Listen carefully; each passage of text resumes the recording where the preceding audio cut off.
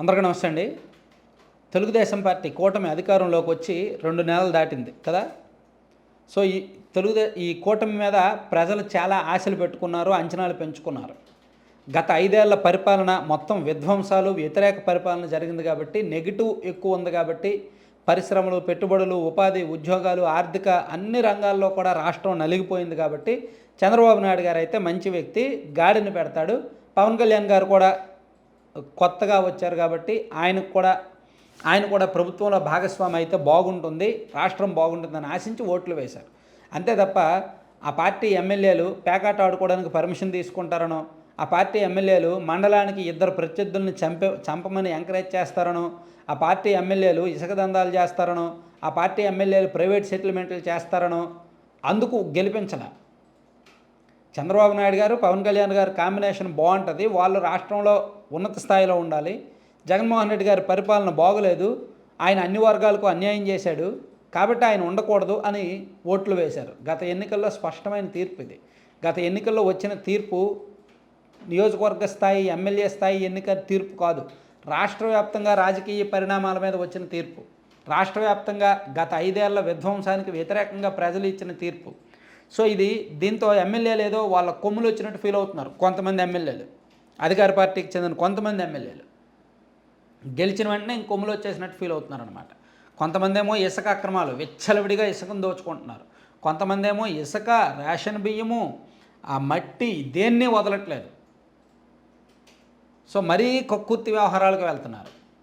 కొంతమంది ఏమో పేకాట ఆడుకోవడానికి సీఎం గారిని పర్మిషన్ అడుగుతాము, పేకాట ఆడిస్తాము ఇక్కడ అంటాడు.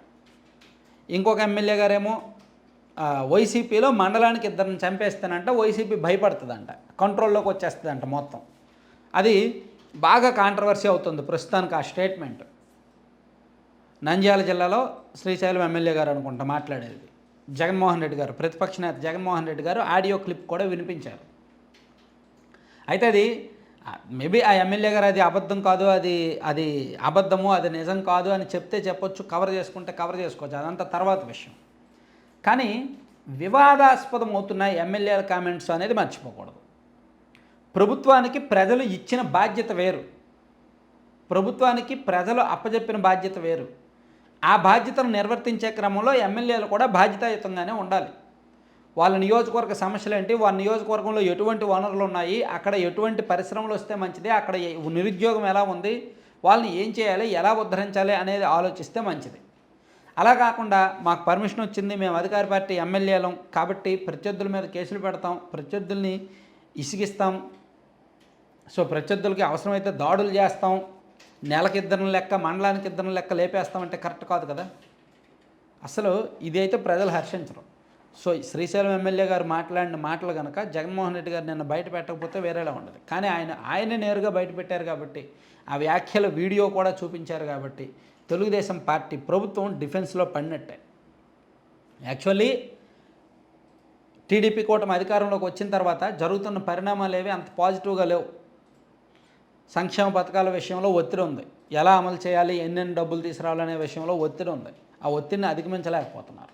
మరోవైపు వైసీపీ వాళ్ళు ప్రతిరోజు కూడా ఫేక్ ప్రచారాలు చేస్తున్నారు. ప్రతిరోజు ఒక కొత్త తరహా ఫేక్ ప్రచారంతో రాష్ట్రాన్ని, ప్రభుత్వాన్ని గందరగోళంలో పడేస్తున్నారు. అంత ఇబ్బందిగా ఉంది.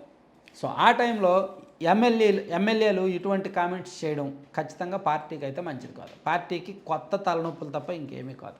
సో అందుకు ఎమ్మెల్యేలు ఒక 6 నెలల పాటు సైలెంట్గా ఉంటే మంచిది. పిచ్చిగా మాట్లాడకుండా, అనవసరమైన స్టేట్మెంట్లు ఇవ్వకుండా, ఎందుకంటే వాళ్ళు మాట్లాడేది 10 మంది చూస్తారు అనేది తెలుసుకొని కొంచెం జాగ్రత్తగా ఉంటే మంచిది అన్నమాట.